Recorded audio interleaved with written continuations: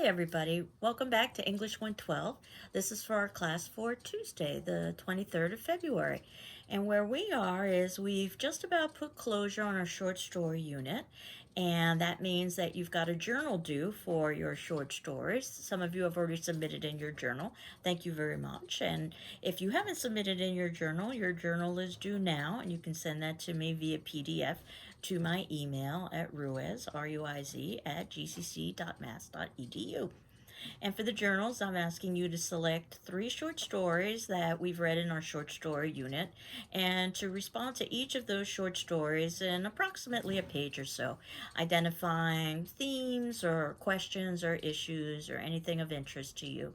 I respond as if we're having a conversation on paper, and then I will return that to you via email, and I'm evaluating it not for grammar or mechanics, just for content on a checkmark system. So a plus is excellent, a check plus is very good, a check is satisfactory, and those are the areas you want to be in, though there is also less than satisfactory and unsatisfactory.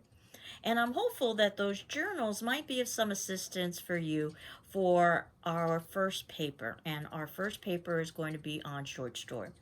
You remember I had talked a little bit about this several classes ago, and in the folder above, in the documents, in the syllabus and other documents folder, I had included a handout that I distribute, which gives some sample paper topics, and that's all they really are sample topics. You're free to choose any of those topics or to create your own, and perhaps the journals might help inspire you for a particular topic or idea that you might want to pursue, or perhaps something that I've talked about in a class video, or something that you or a classmate has discussed in your discussion forum. But basically, this is now the time to start thinking about the paper. And what I wanted to do is to give you a little bit of extra time to write the paper, because I gave you a little bit of extra time to write the journal as well, because we fell behind just ever so slightly. So in terms of paper number 1, short story, that'll now be due on the 9th of March on Tuesday. It had been due on the 4th of March, which is a Thursday, though certainly you can hand in your paper early. There's no problem with that. And everyone has the option of doing a revision of their paper for a higher grade. What you need to do is to retain my graded copy that I would have returned to you, and submit that into me along with your revision. My graded copy will be evaluating for grammar and mechanics as well as for content. So there should be a good number of comments on there. But if that's not enough to give you an idea of how to proceed with your revision, just reach out to me, and we'll meet and we'll talk a little bit about how you can proceed with your revision. And basically with the revision, you get the higher of the 2 grades. So that should be basically the new paper that you've rewritten. That said, you don't have to rewrite your paper if you are happy with your grade. And in terms of writing a paper, approximately 4 to 5 pages or so, but your paper should be as long as it needs to be for you to follow the follow the guidelines of how to go about writing a thesis and supporting that thesis with evidence from the text. And that's part of what I wanted to talk about today. And also remind you that we've had some conversations about this earlier on in the semester. If you'll remember, and the beginning of the textbook, around page 61 or so, there was a sample paper there where the writer was comparing a secret sorrow and a sorrowful woman. So that would give you an idea what an academic paper looks like. Also, towards the ending of the book, when we were talking about different ways to study literature, approximately page 1673 or so, it also talks about how to write a paper, and there's a sample paper. You'll see that I've also included an additional handout in the syllabus and other documents folder that also reviews how to write a paper. It was actually a handout that was distributed to me when I was an undergraduate, so it has some age to it, but I think it does a very nice job of summarizing the main points with writing a paper. And while we're thinking about writing a paper for short story, what we are also doing is moving forward with our next unit. And our next unit happens to be the drama unit. Now, drama is very different from short story in the sense that drama certainly is much longer than short story. And more importantly, drama is meant to be performed. So this gives an additional element of interpretation because we don't just have the words on the paper, but then we've got the actors and the directors who are bringing those words to life. And different actors and directors will do that differently. Remember that dramas were ultimately meant to be seen, not read, but the dramas that we'll be reading stand as pieces of literature in addition to vehicles for entertainment and performance.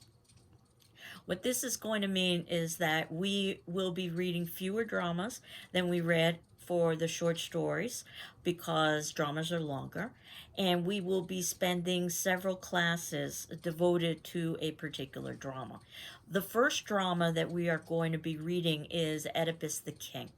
And this happens to be a very important drama because it helps to establish the beginnings of drama. So, this is very much a historical document. For those of you that don't know, Oedipus the King is a Greek drama that was written in the BC era, so it's quite old. Obviously, we are going to be reading a translation because we're not reading it in the original Greek. And the dramas were written in poetry, much like some of Shakespearean dialogue was written in poetry. This is a very challenging thing to translate because you want to try to keep the rhythm and the musicality of the language, but you also want to keep to the content and the meaning of the language as well. Now, Oedipus the King, its performance is probably going to be very unlike anything you could ever imagine. And much of that is determined on the kinds of playhouses that existed at the time and the limitations they would have in terms of things like audio and the ability to see the actors on stage, which we are going to talk about over the next couple of classes. And I have a series of readings about that. Those are readings that are included in the textbook that unfortunately are not available online. Those are copyrighted, but the actual dramas themselves are available online, and I will be providing links for them. And we will also be watching productions. And for the production of Oedipus the King, I wanted us to see a production that was as historically accurate as possible. So when we watch this production, I know it's going to seem very unusual. And remember that you're watching the production not for content, because ultimately dramas are meant to be read. And an interesting fact about Greek drama is that the audience already knew the plot before they actually watched the drama. So it's very similar to watching a movie or a television show as a rerun, let's say, or a second or a third viewing. So they were watching more for the appreciation of the storytelling rather than for the understanding of the plot, which means that we need to cover the plot ahead of time, which we will, before we actually see a performance. Now, I have approximately 3 classes or so scheduled for Oedipus the King when we get to that particular point. And you can see in our notes below, it indicates that we'll be starting around March 2nd and finishing around March 9th. So this gives us time to watch a performance of the play, talk about the play, and also to continue to talk about writing papers because this will be the time that your first paper is due. What's ideal is that once we get to the beginning of a drama, for instance, Oedipus, on the 2nd of March, that you would have read it in its entirety by that point. However, I know that we are living in a world that's anything but ideal, so you try to read as much as you can so that by the time you get to the 9th, you would have put some closure to that play. And then we begin our second play. And the second play in the unit happens to be Shakespeare, perhaps the most famous dramatist that's ever lived. And the play we're reading is A Midsummer Night's Dream.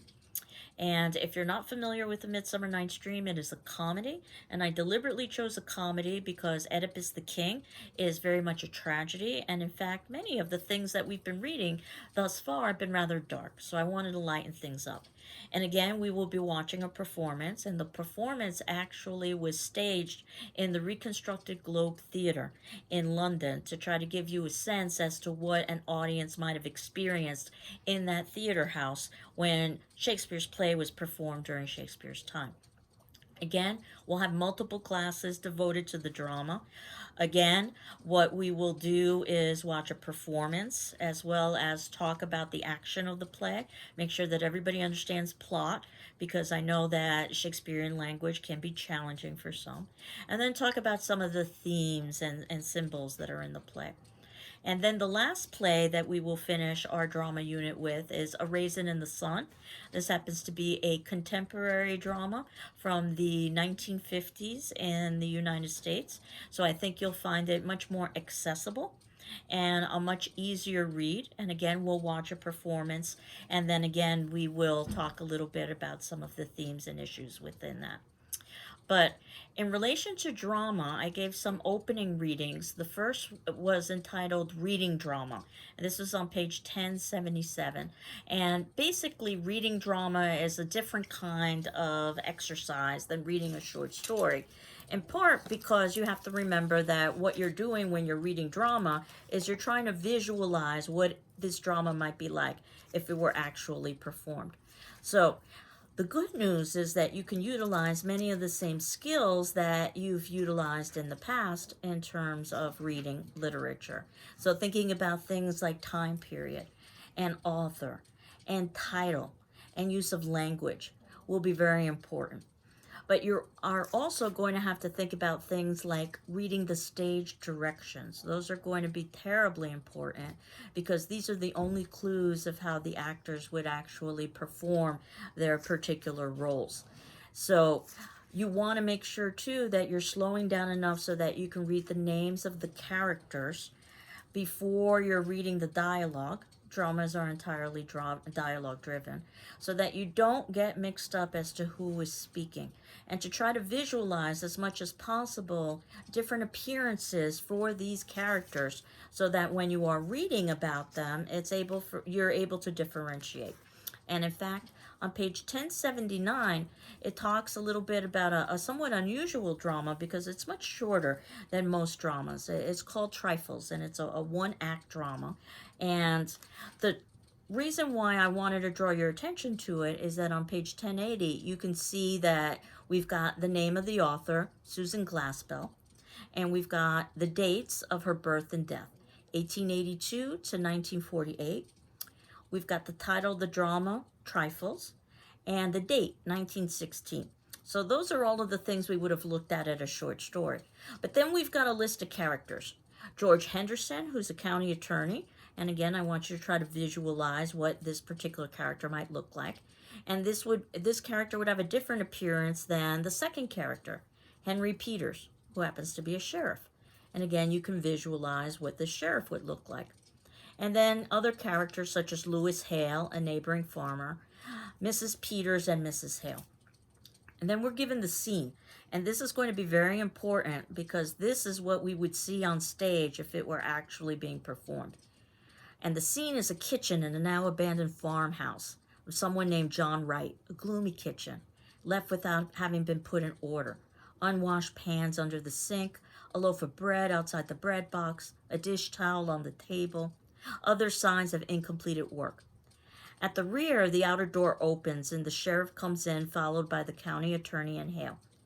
The sheriff and Hale are men in middle life. The county attorney is a young man. All are much bundled up and go at once to the stove. They are followed by two women. The sheriff's wife's first. She's a slight, wiry woman, a thin, nervous face. Mrs. Hale is large and would ordinarily be called comfortable looking, but she is disturbed now and looks fearfully about as she enters. Again, think about how important it is for the actors to be able to communicate this without words. An actor having a facial expression that looks fearful, for instance. And then we get the dialogue. For instance, the county attorney, and we get some stage directions here. He's rubbing his hands, saying, "This feels good. Come up to the fire, ladies." And obviously he's rubbing his hands because it's cold and he's by the fire. When we continue to read this play, what we'll find out is that it is indeed about trifles, or things that are seemingly insignificant, but it turns out that they're very insignificant, or they are very significant. The plot of this play is that a murder has occurred and the authorities are there to investigate, to try to determine who the murderer is and the motive. And while the men are investigating, their wives are waiting patiently. And it turns out it's the wives who end up solving the mystery because they are able to look at clues that seemingly are trifles, things that are seemingly unimportant, things that are associated with the domestic world, and are able to basically put together the pieces of what happened. And what ended up happening is that this was a wife who murdered her husband because he had been abusive to her. And then ultimately, the women need to make a decision. Are they going to tell the men, who are the representatives of law enforcement, what they've been able to uncover so that the men can follow through and enact justice? Or will they keep this to themselves because the woman had been abused? So perhaps she had some motive or some at least extenuating circumstance for her behavior. And what they decide to do is to remain quiet. I encourage you to read the play. And in fact, because it's such a short play, if you've got the textbook that I ordered, you'll see that immediately afterwards, they've actually put this play into a short story. So you could translate it over into the vehicle that we've spent a good amount of time with in class, short stories.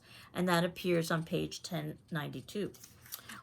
But obviously, reading a drama is going to require some different sets of skills than what would be required if you were reading a short story.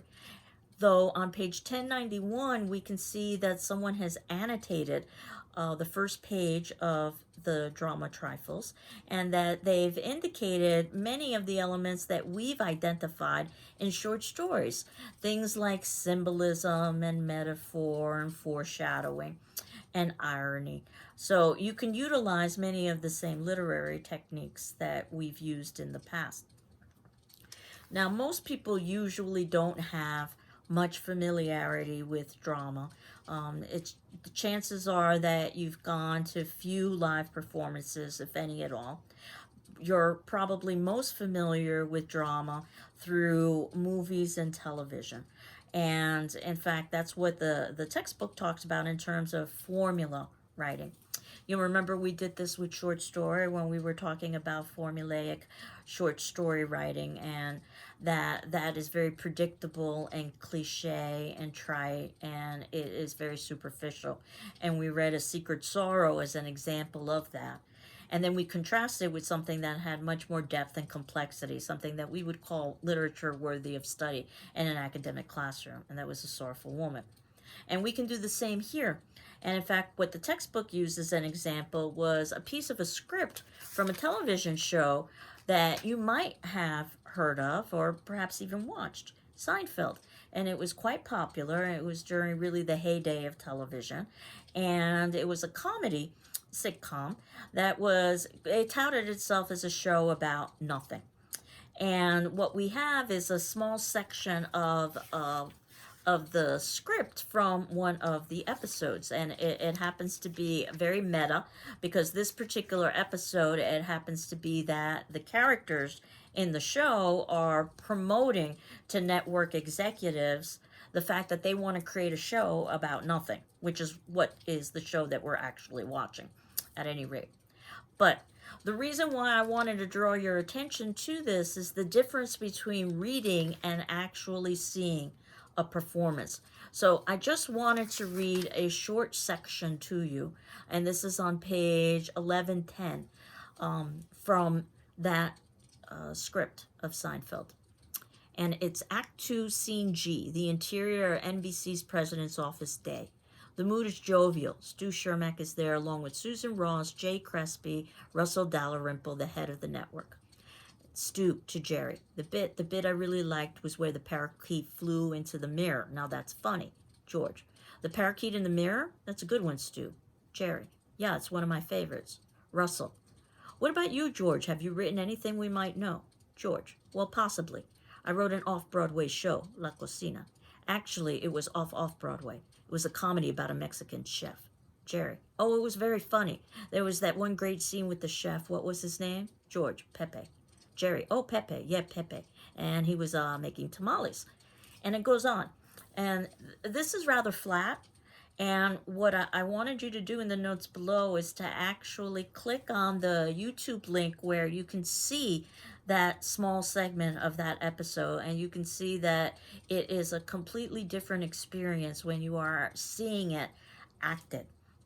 Now, some of you might be familiar with the show, so if it turns out that you have some familiarity with the show, then obviously it's going to be easier for you to read the script and to understand what's going on.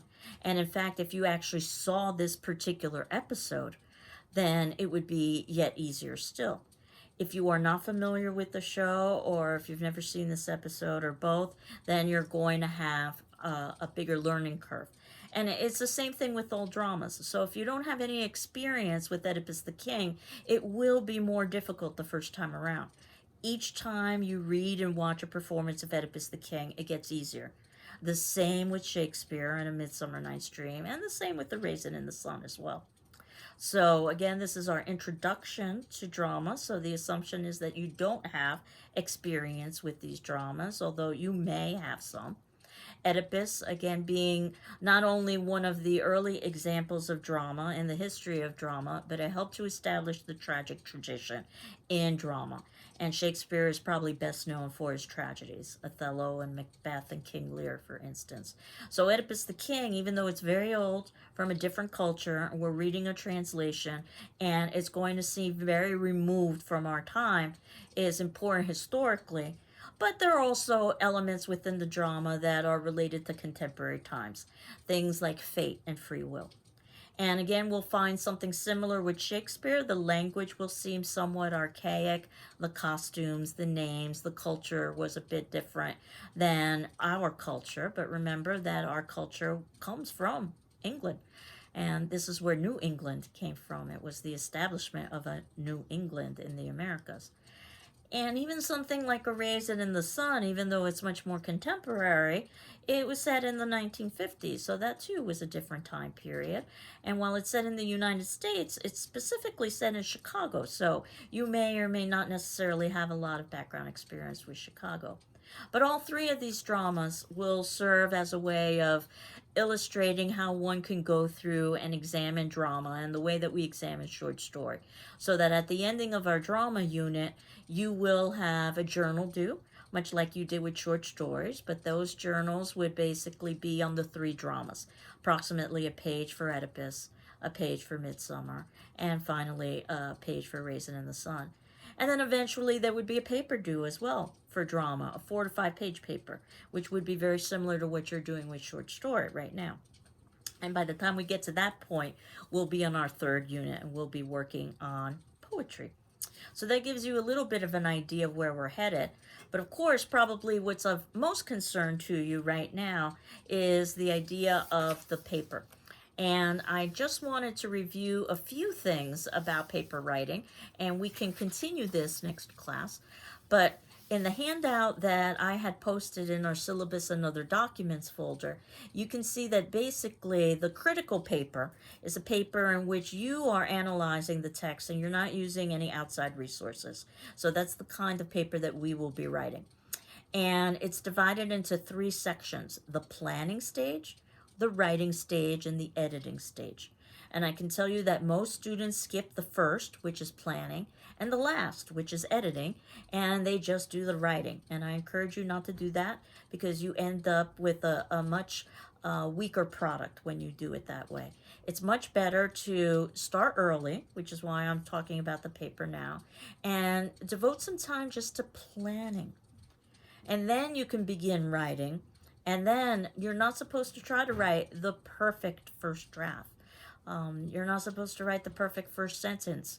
And trying to do that, you can end up wasting a good amount of time. Instead, you're supposed to get your thoughts out on paper, and then you can edit and refine and polish.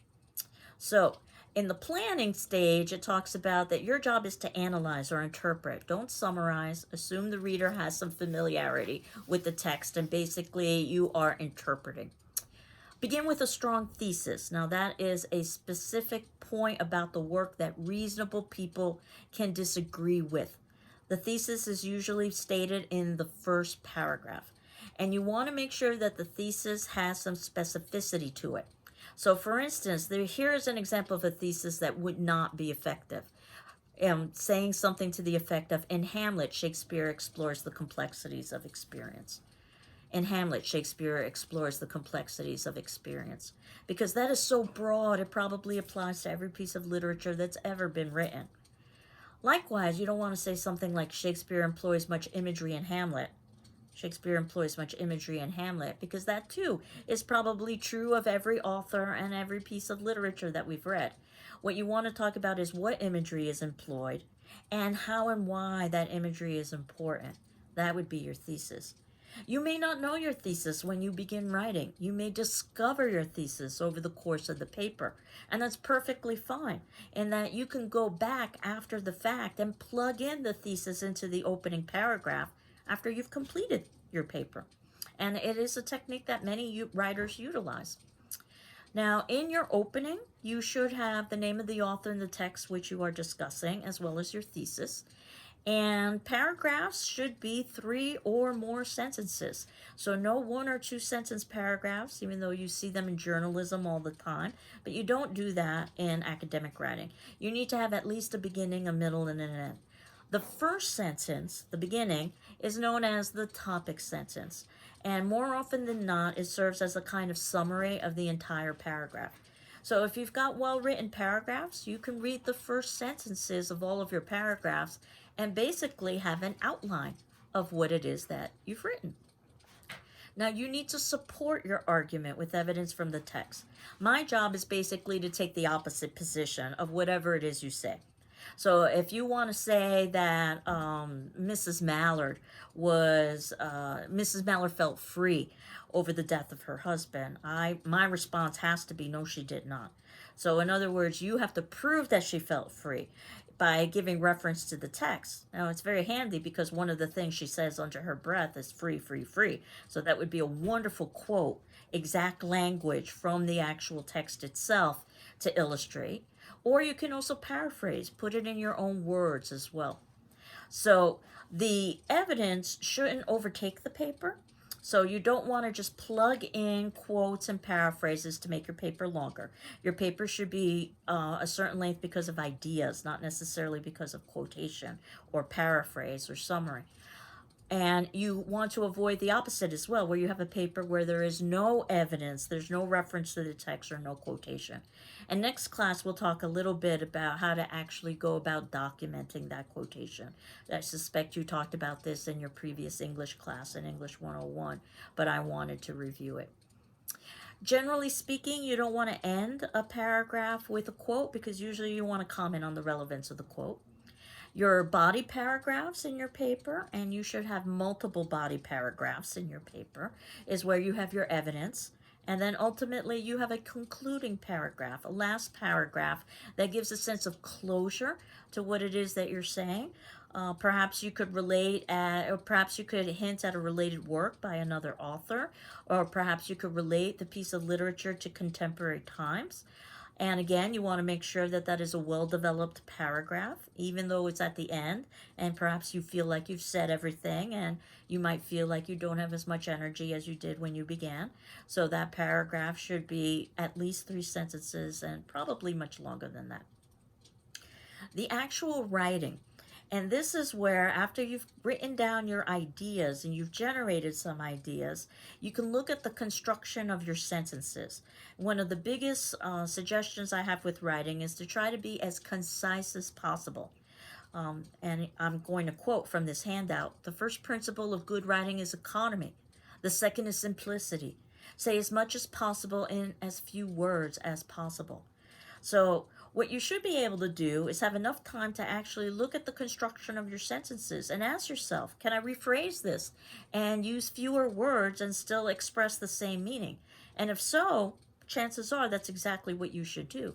I understand how disturbing this can be if you're writing a paper and you realize that as you begin to cut out language, that your paper is getting shorter and shorter. But remember, length is not supposed to come from unnecessary language. Length is supposed to come from ideas. Better to have a shorter paper that's well written than a longer paper that's redundant or repetitious or wordy. So think about your sentences. You should have a mix of some short sentences and some long sentences. Too many short sentences, the paper sounds very simplistic. Too many long sentences, then the paper sounds very dense. You want to vary your sentence beginning, so you don't want multiple sentences appearing with the same construction, particularly if they're next to one another. So you don't want three sentences in a row that all begin with Young Goodman Brown, for instance. You want to try to vary things. You want to try to be active in or utilize the the active voice when possible, so that it's very clear that the subject of the sentence, the who or the what that's performing the action, is actually engaging in the action rather than the action occurring to them. So an example of an active construction would be something like Lillian graded the journals, where it's very clear that the subject of the sentence, Lillian, the subject is who or what is doing the action is grading, that the subject of the sentence is engaged in grading. Lillian graded the journals. As opposed to what would be considered the passive voice. The journals were graded by Lillian. It's as if the grading was happening to Lillian. But it also is, when you use the passive voice, wordy. So if you think about my earlier suggestion about being as concise as possible, this is a great example of where you can take a sentence, the journals were graded by Lillian, and rephrase it to Lillian graded the journals, and you've got a shorter, more concise sentence. And that's what you're aiming for, is to be as concise as possible and as clear as possible in your writing. You want to try to avoid cliches or trite expressions, overused expressions that don't have any kind of real originality to them. And many of these expressions, as we will talk about, had their origins actually in Shakespeare. Though at the time they were original, they're not necessarily original now. So if you've ever heard of something like that jealousy is like green-eyed monster, or something like dead as a doornail, that's Shakespeare, by the way. But you want to try to avoid those expressions in your writing because they're considered so overused that they don't express any kind of originality. You also want to avoid slang, which is informal language usually created by a group so that the broader group wouldn't understand what's being said. You think about what adolescents do. They oftentimes create slang or language for their particular group so that others outside of their group don't necessarily know the meaning of the word. Now, slang can sometimes become mainstream, and then everyone is using it, but it's still considered informal. So, for instance, if I were to say that that was a cool restaurant, I'm not talking about the temperature of the restaurant. I'm talking about the fact that the restaurant is interesting and engaging. And I suspect that you would be aware of that in the context in which I use that word. But cool is considered to be slang in that context because cool is supposed to be related to temperature. So in this instance, I should rephrase that. Even though I might in my language say that was a cool restaurant, when I'm writing, I would do something much more formal and say that, that was a really superior restaurant, or a really interesting restaurant, or a really welcoming restaurant, or whatever the language is that I wanted to use that would be somewhat comparable to cool. And then we've got the proofreading phase. Again, most writers skip this phase because, frankly, they're tired and they've run out of time. So you want to save enough time to be able to proofread. In fact, what you might want to do if you have difficulty concentrating when you proofread is read backwards. Start in the last page of your paper and work your way to the front. Now, obviously, the paper isn't going to make a whole lot of sense, and that's the whole point, so that you can look at things like spelling and punctuation and so forth. Your paper is going to need a title, and it needs to be an original title. It should not be just based on the title of the work. So you don't want to call your paper, for instance, Soldier's Home, because that title has already been taken. Now, you could call your paper Conflict in Soldier's Home, because you're using part of the title of the text, but of course you're adding your own language as well. So Hemingway never called his story Conflict in Soldier's Home. He just called it Soldier's Home. And the convention for a short story is that you put the titles of short stories in quotation marks.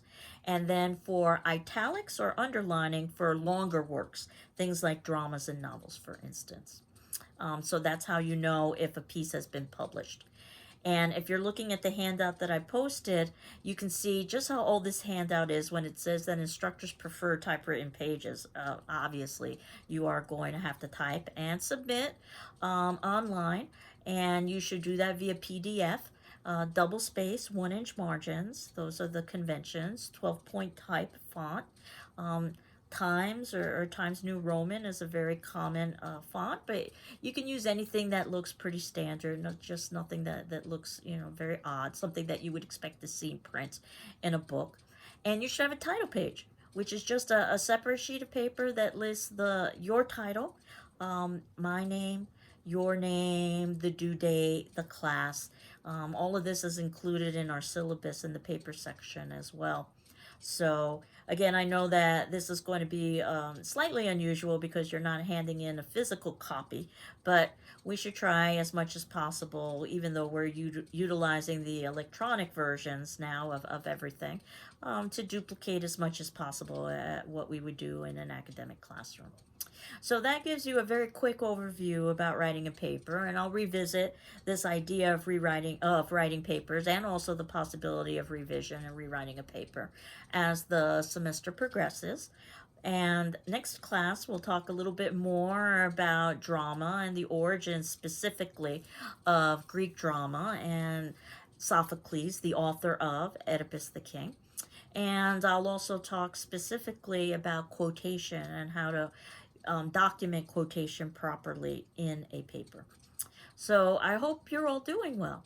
I'm doing well. And we will continue on next class. Take care. Bye bye.